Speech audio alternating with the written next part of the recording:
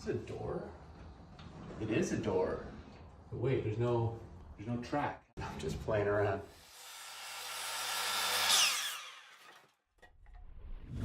This is one of the cooler door installs that we've ever done. This is entirely custom, done by a millwork company. So check this out. You can see that when the door is closed, there's no hardware here.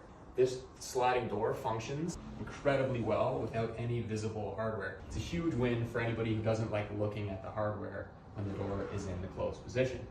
Now you'll see, if you come to this side, this system works almost in the opposite way that the traditional track door systems work. So in this case, the track itself is mounted on the door. So whereas traditionally the track goes on the wall and the door has wheels and it slides in the track, this one, the track gets routed into the door and the wheels are stationary on a fixed position.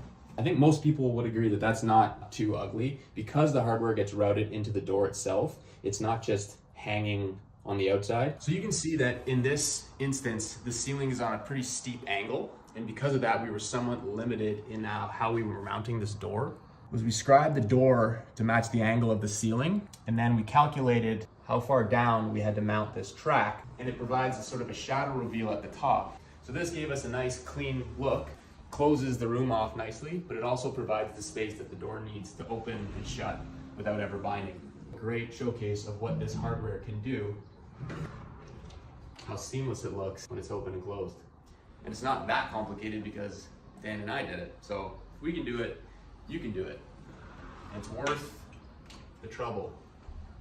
Because who wants to see hardware? Not us.